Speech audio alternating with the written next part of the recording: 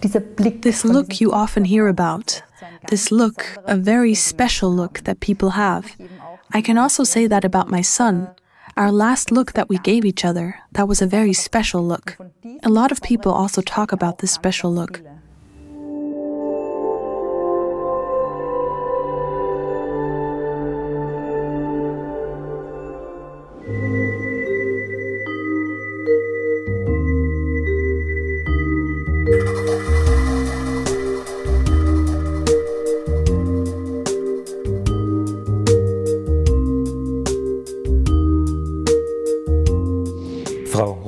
Ms. Rockenschaub, you're a psychological consultant and also work as a medium, whereby providing helpful support for grieving people, especially for orphaned parents, is your most important concern, because you yourself look back on an incisive experience. In 2019, quite surprisingly, you lost your 3-year-old son, Alexander. First of all, please tell us what happened and how you dealt with this experience.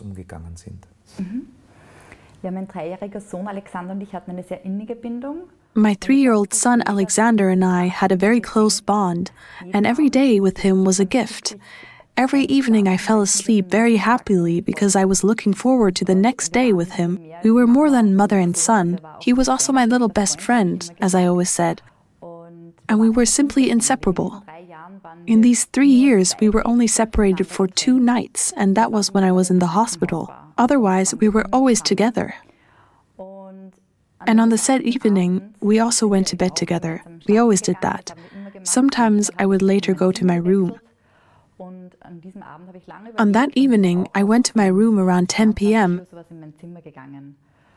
and for a long time thought about me having to wake him up at 7:30 a.m. the next morning because he wanted to make me a muesli. He was so loving. He wanted you to wake him up? Yes, exactly. And he said I had to wake him up at 7:30. And that was so important to him, so I also stuck to it and started working in home office very early in the morning so that we could spend the rest of the morning together. And just like always, when I was sleeping in my room, I went to his room full of love and energy the next morning and said, "Hello, good morning, my darling," and wanted to lay down next to him in his bed. And then I noticed that something was not quite the way it was supposed to be. And I found him there, passed away. That came as a complete surprise because he was healthy, right? Yes, Alexander was a very healthy child. In the evening, we fell asleep lovingly together, hand in hand. And the autopsy did not result in anything to this day. I had a lot of studies carried out, and the cause of death is unknown. How did you deal with this experience? It was certainly very, very difficult. Yes, badly. It was a nightmare. My whole life collapsed. I had actually built my life on Alexander and organized everything around him. I was a devoted mother. I flourished in that role. Every day with him was a gift, a huge gift.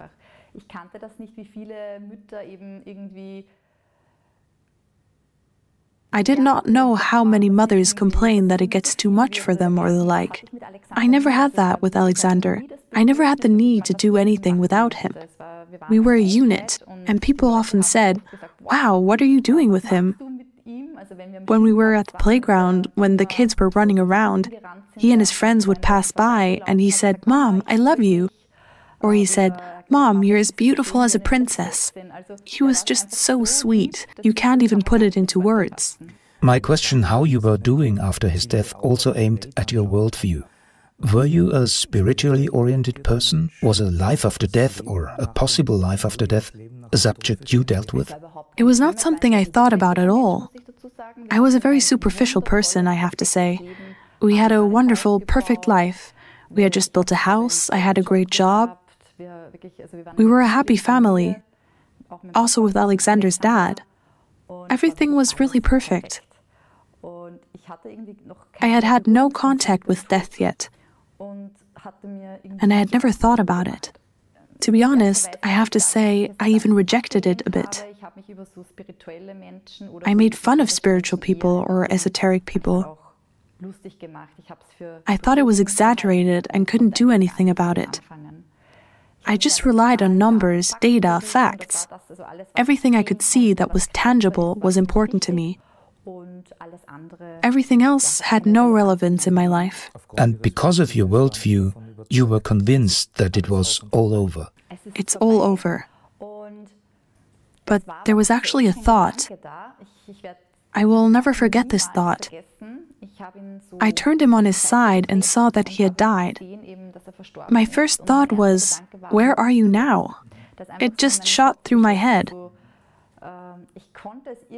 I somehow could no longer accept that death is the end, or that it should be the end. It was unbearable for me, and yet it was just like that, because I never dealt with anything. And I fell into a deep hole after the death of my son. Was there an initial event that brought you on a spiritual path? Actually, there were a few. I'll start with my sister. One day, my sister wanted to go to a medium. And I said, no, I'm definitely not going to a medium. She said, this medium has an evening event. We can pay at the box office and sit in the last row so that no one who may know us will see us. And if it gets too esoteric for us, we can go at any time. I was in the deepest grief at the time. It was about 2 months after the death of my son, or not even, I think it was about 6 weeks. I was persuaded. And that was very incisive for me, because the medium provided theoretical input, and it was just too beautiful for me. I thought, it all sounds too good to be true. And then the medium made contact with the beyond. And suddenly, she thought that a child's soul was with her, and that she would assign the soul to the lady in red. And that was me, in the last row with the red sweater. And I looked at my sister and said, "What did you tell her?" My sister was crying next to me, and I just saw that she was also completely surprised. I was neither on social media, nor did we report anything that she could have known. And then she actually said a lot that was 100% true. That was a turning point in my life, I have to say. What exactly could she tell you? What surprised you specifically? First off, that she could assign the soul to me. Because I could have been there because of my grandmother, because of my partner, or the like. And she could also say the cause of death. She said that it was unknown, and that he fell asleep with love, and went back to the spiritual home with love. And she could tell me about this special bond. She said that it was not just mother and son, but a very intimate bond. So really things that only apply to us. Things that only your close relatives would have known. Exactly. And I can remember that she said, and that really touched me, she said that he showed her strawberries. And I thought, what does she mean? She said that he knows I only ate strawberries that day. I should take care of myself and start eating again. And that was actually true. On that day, I had eaten yogurt with strawberries for breakfast and nothing else. Because some people start eating when they feel bad. And with me, it was the opposite. I could hardly eat and was therefore extremely thin. So what the medium said must have turned your worldview completely upside down. Yes. I can remember calling my parents, who are not spiritual at all. And I was so euphoric. I talked to them, and they were also very skeptical. Yes, then it may be that there is actually something, but somehow they took this euphoric moment from me. Which is also logical when you hear it for the first time. And yes, it was the same for me. I thought after 1 or 2 days, maybe it was a coincidence, or, well, I was thin at that time. It may have been a good guess. My logical brain turned back on, and I was very skeptical again. and was at the same point as before. It's all bad. And yes, I ended up in my deep hole again. And what ultimately brought you out again? I then started to investigate because things had happened before the death of my son that occupied me very much, for a very, very long time. And I never dared to talk about it. Did they occupy you afterwards or already beforehand? Afterwards. At that moment, it also occupied me because I actually wrote some things to my sister at the time. But I was talking it down. I pushed everything that happened to me on other things. And afterwards she said, yes, you wrote me those things, and at that time it also occupied me. But that's just the way it is. You push it away. You find an explanation for everything and say, that's just the way it is. What were those things? Well, they were very exciting things in retrospect. And it started about, I would say, 6 to 8 weeks before Alexander's death. He developed a maturity, grew so much, grew spiritually, that everyone was amazed by him. In fact, my parents said, Alexander has changed so much, he has become so wise. For example, a dog bit me at that time, and I was in the hospital and was in a lot of pain. He was 3 years old. He stroked my leg and said, I'll give your leg a kiss so that it will get better. He was suddenly so wise. I could talk to him about things that still give me goosebumps today. For example, he said, Mom, you're sad today, aren't you? And I said, no, I'm fine. He said, no, I see you're sad because Dad's not around that much. And I said, no, it's all great. He really, in retrospect, looked into my soul. He was right about everything. He was right about everything, yes. And then he started telling me about a man. That a man was always with us, and he would like to take him with him. And the man was so nice, but he said to the man that he would like to stay with me because he loves me so much. And I wrote that to my sister because I was actually alone with him a lot. And I was afraid when he said that. I said, oh my God, Alexander always sees a man, and I don't even dare to turn off the light because as soon as it's dark, he says, Mom, there's that man again, but I'm not going away with him. And that was a big topic for us, I would say 3 to 4 weeks in advance. And that scared me a lot at the time. Then I thought, yes, children sometimes have such figures that they see, imaginary friends. And I actually didn't pay much attention to it anymore. Until the last day, he said, Mom, I think I'm going with the man. That was the last night. And I said, no, honey, stay with me. I didn't take it seriously. That was such a thing that bothered me a lot in retrospect. And also that he suddenly talked about his own funeral. From time to time, he was allowed to watch Peppa Pig on YouTube, or the like, when we waited somewhere for a long time. And then suddenly, a song by Sarah Connor turned on, Life is Beautiful. I didn't know the song back then and said, honey, you must have clicked on it somehow. He said, no, it just turned on by itself. And then he said, Mom, I want you to play this song when I die. He said that out of nowhere. Out of nowhere. And then I said, yes, when you're very old and gray. And then he had this childish naivete again and said, yes, Mom, yes. Those were some things, but there was so much more. For example, with my father, we went for a walk, and he walked hand in hand with my father in front of me, and suddenly this impulse was there, Alexander's going to die. And I thought to myself, what are you thinking? Are you crazy? And I immediately pushed the thought away. The thought then didn't come anymore. But 2 days before his death, this thought was there again. He rode a bike with his cousin and laughed out loud. It was so much fun, and I thought to myself, it's nice that he can laugh before it happens. And then I got scared. I thought to myself, what am I thinking? These were always very short impulses that I had. And you became aware of all these things again after you visited the medium. I became aware of these things again, but they were always in the back of my mind, even the next day. Because I also had an experience the night Alexander died that I couldn't really understand. Afterwards, I read that it was a phenomenon called shared death experience. And that night, I woke up totally euphoric, really totally full of love. I didn't know this feeling at all.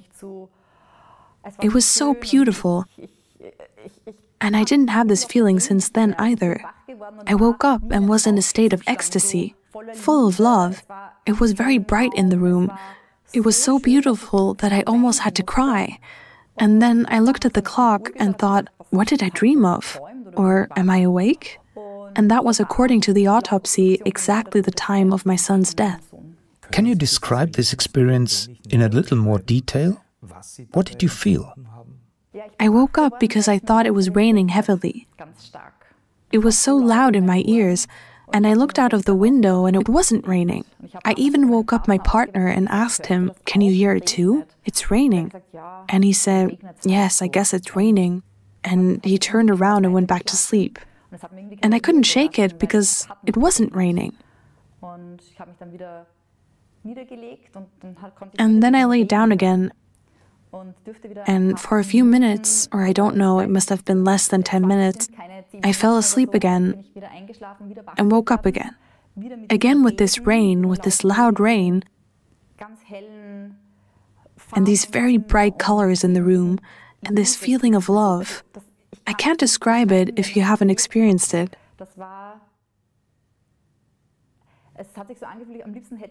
It felt like I wanted to dance. It was such a beautiful feeling. And I thought to myself, what's going on with me? But it was so beautiful, and I was allowed to fall asleep again with this feeling. I even looked at the clock.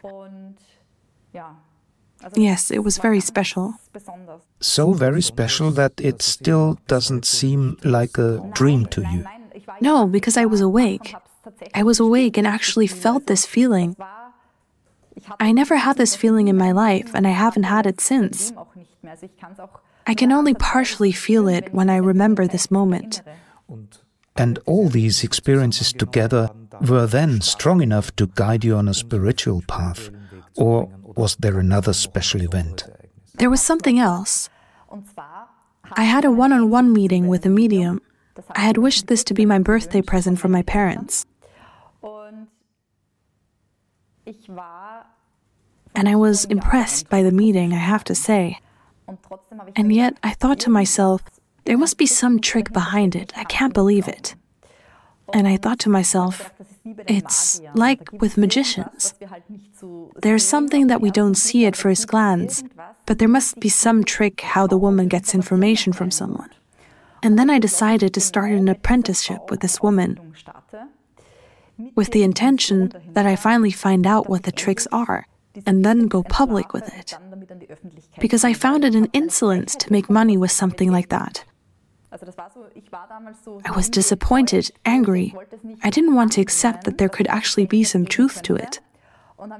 And then I thought, I'll go public with it, and it will finally be shown that it's all just hocus pocus. But that wasn't the medium from that evening event, was it? Yes, it was. Then I got a one-on-one appointment a few months later, and then I actually started one of her seminars. And at first, because you can't perceive anything just like that from one day to the next, so after the first seminar, I couldn't perceive anything. I thought, that's really nonsense then. A trick is not part of it, but skills are not part of it either. And that made me really curious, because I'm a very ambitious person. I've always been a perfectionist, and I thought, no, I'll figure it out. And so my journey went on. Can you name a few stops on this path? What convinced you? We had to sit in pairs. We had to sit in pairs of two and receive messages from the person sitting across from us.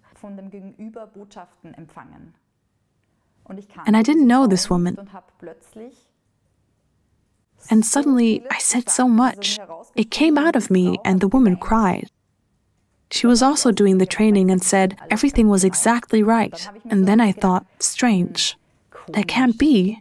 Or maybe it can? That was the first moment, because how could I have known? I didn't know the woman.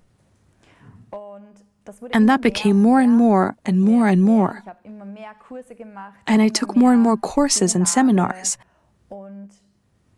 And then I realized, okay, it's always true. And then I was allowed to work with the medium voluntarily. I gave a lot of sessions with her, and then I realized there's no trick behind it. It actually exists. And that changed my worldview completely. Did that also have an effect on your relationship with Alexander? Did you experience any after-death contacts? Well, I have to say, of course it's not like all your grief is taken away. It's not like you say, okay, suddenly everything is fine again. It will never be okay again after you lose your child. But that gave me this certainty that death is not the end. And I think that carries you through very difficult days. And I could feel this connection better. I'm not a person who sees a sign in every feather or stone, but I just opened up to the possibility and could actually perceive that he's always with me. He has become a kind of companion for me. He doesn't show me signs every day, but if I ask him, and if there are days when I'm still skeptical about it, because that will always remain a basic skepticism, then he shows me very, very impressively that he is still there.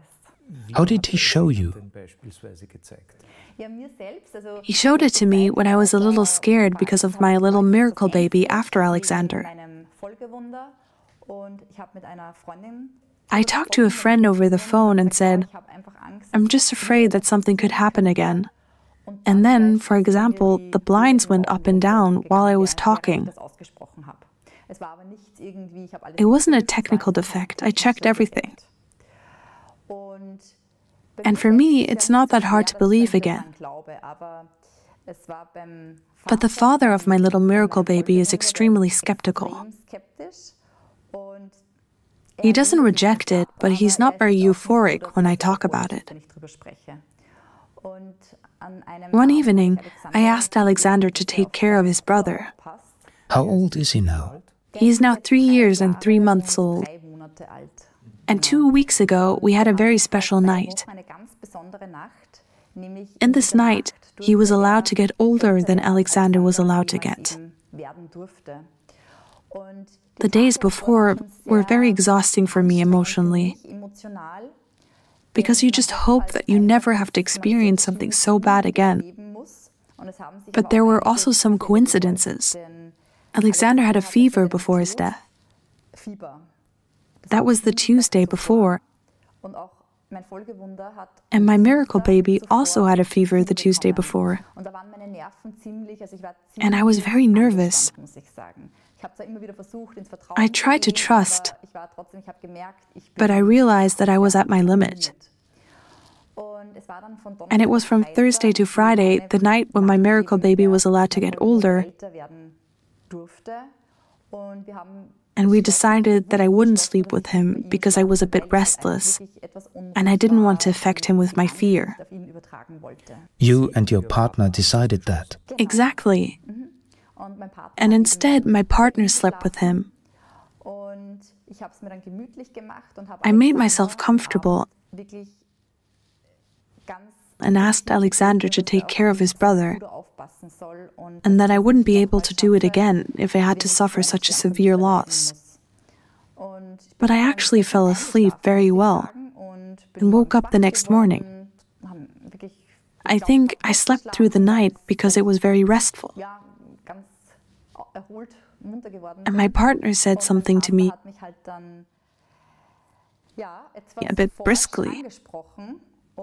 I didn't know what he meant, because he said that he didn't know why I was with them the whole night and turned on the light, and why I didn't stay with them, why I'd always come in and out. I didn't know what he meant because I had slept through the whole night. And I told him that it can't be possible, that I slept very well, and that I wouldn't have bothered them at all. And he said that he didn't just imagine it, and that I was always there and turned on the light.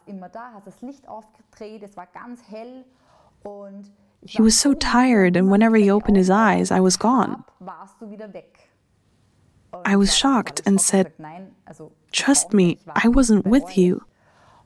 And he said that he felt like I was sitting on the bed. He felt a presence. He asked me if I knew that feeling when you know someone is there. He even kicked at me with his feet because he wanted to tell me that I should get some rest. I asked him if he was dreaming. He said that he looked at the clock and that he wasn't crazy. I told him that it wasn't me, and he was very confused. He couldn't believe it. He didn't say anything for a few hours. Well, what happened if it wasn't you? That's impossible. You told me that he looked at the clock. Did the time he saw have a special meaning? Yes, he said that it was exactly 2:22 a.m. The fact that he looked at the clock showed that he wasn't dreaming. And the fact that he wanted to kick me is very interesting, because it means he felt disturbed. You have a lot of contact with orphaned parents in your work. Did you also receive reports that correspond to what you have experienced yourself? Yes, I did. I talked about it because I hadn't been able to understand it for a long time. And when I came across death research, I felt like I finally understood it. It was such a relief to know that there is actually something there and that you don't imagine it. I went public on Instagram and talked about my experiences. A lot of people reached out to me and said they experienced exactly the same or something similar, saying they also experienced this extremely euphoric state. During the time of death? Exactly, during the time of death. Or the saying goodbye, suddenly speaking of the funeral. There are a lot of similarities. The fact that the child changed extremely several weeks in advance, became extremely mature, and also talked a lot about death. This is a similarity that actually occurs in 9 out of 10 cases. In addition, it is also very interesting that a lot of people unconsciously say goodbye. A mother told me that she couldn't understand it at all. Her son died at the age of 16 or 18, I don't know exactly, in a car accident.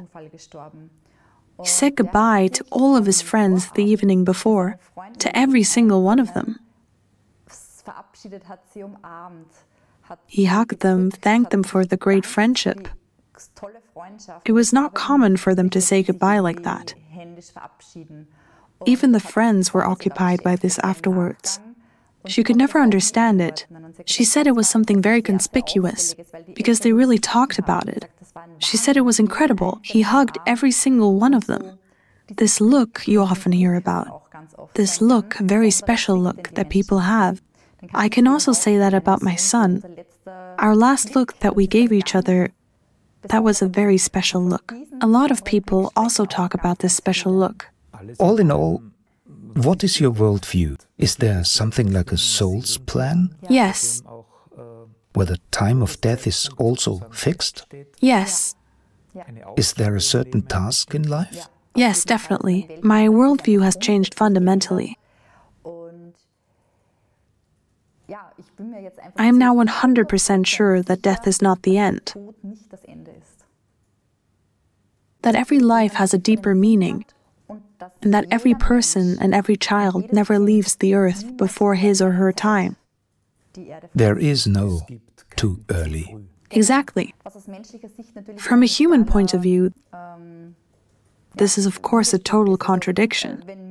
If someone had told me at that time that the death of my son makes sense and it's not too early, from a human point of view, of course, it's not like that at all. But if you look at the soul's plan, if you look at the life task, when you simply see that it is all very comprehensive, that it is much deeper and that there is always something behind it. You yourself are a skeptical person. Is there something like quality criteria for the work a medium does? Things that someone should pay attention to when turning to a medium? Yes, definitely. I myself came across a very untrustworthy medium on my way. And that's why I'm a little overcautious, I have to say. And that's why it is very important to me that I deliver the best quality to my clients. A criterion is, for example, that a medium always has to provide clear evidence. So it's no use telling the client the person is fine and the person loves you and he always knows that he is loved. These are such general things. I think every contact must provide at least 2 to 3 real proofs. That means there have to be things that the medium cannot know and that really apply to the person. So maybe things only the client and the deceased know. Highly specific, so to say. Yes, or a special song that has a meaning. So there really have to be things that no one can know. I always say, at least, especially with babies, for example, who have died in the belly. That's a little more difficult for me personally. A lot of mediums say that too, because the souls are very jumpy. But even then, there always has to be a proof that you really know it's actually the baby in the belly. For example, I can tell you about a session today. Unfortunately, the session was for a dead baby. And then I just said, the hair must have been totally special. The hair is very important. And she just cried and said, yes, she actually took a picture of the hair because the baby had such special hair. But the mother didn't have special hair, so there was nothing you could have deduced. And yet it really applied. Exactly. So there really always have to be things like that. Or that I said it was considered whether to give the baby something along. It must have been a special stuffed animal, but they kept it, for example. And then that's actually true. So there have to be things that the medium can't know. And I always find that very important, because you often hear that the mediums want to have information in advance. They want to talk before. So the best thing I always say is if you don't know anything about a person at all. I also find it important that one absolves a training, even if this profession is not regulated in Austria. I think it's very important that one has years of experience, because it's such a sensitive area and you can destroy so much. You can trigger so much. You have a huge responsibility, and so many people are unfortunately not aware of this responsibility. Isn't there also a danger of deluding oneself very easily? Yes, definitely. Yes, of course. What importance does medial work in general have in terms of grieving? What is particularly important for grieving people? I think it's very important to simply know that I'm not alone. There are others who have experienced something horrible too and actually survived. So I find this continuing to live and continuing to love after loss so extremely important. That's why I decided to give my Instagram profile that name. Because for me, it's actually so important to see that you can survive something so bad. Because you can't imagine it. At first you think it's not possible to continue to love and continue to live. It's so important to see that you shouldn't shut yourself off to life, that it does go on, that you can't be happy differently again. I think that's a very, very important point. And of course, mediumship plays a big role. I wouldn't say people are also different. Mourning is something so individual. And maybe it's just not the right approach for some people, which is also perfectly fine. In my opinion, I can also say that for very skeptical people, it leaves a very good feeling if you really get clear evidence. And I just had a meeting with a doctor again the last few days. She was extremely skeptical, and unfortunately she also lost her child. And when I asked her if she already had experience in the area, she said no, but she didn't want to leave any stone unturned on her path of grief, and that she's very skeptical. She doesn't believe it, and she hadn't dealt with it yet. But maybe it helps. And she actually wrote me such a great message that it was the first thing that actually offered support on her path, because she really got clear evidence. And before she had said that doesn't exist, but then she felt there has to be something, because I didn't know her. And I always say that's the most healing. So, in the best case, skepticism can become a catalyst. Exactly. You had a particularly strong relationship to Alexander. How do you feel about Alexander's birthday today, or about other occasions that remind you of him in a strong way? Well, I'm really doing very well in my life 2.0, as I always say, and I'm happy in a different way. Of course, grief always remains a part of me. That's also perfectly fine. Many always say that grief should be dealt with, eliminated. And in my opinion, grief is the expression of pure love, because there would be no grief without love. And love remains forever for our loved ones. And in the same way, grief may also have its place in our lives forever. But I have to say, the waves between extreme grief, the distance is getting longer, the grief is less intense. And that's why I have to say, on special days, it is of course more present. Then you are sadder again. Then you may not be quite as reliable on such days. But Alexander still plays such an important role in my life. We integrate him with rituals on such days. And he always has a place in my heart and also at home with us. And that's why I really have to say, I'm also very grateful that I'm doing so well in my life 2.0. Thank you very much for the interview. Thank you.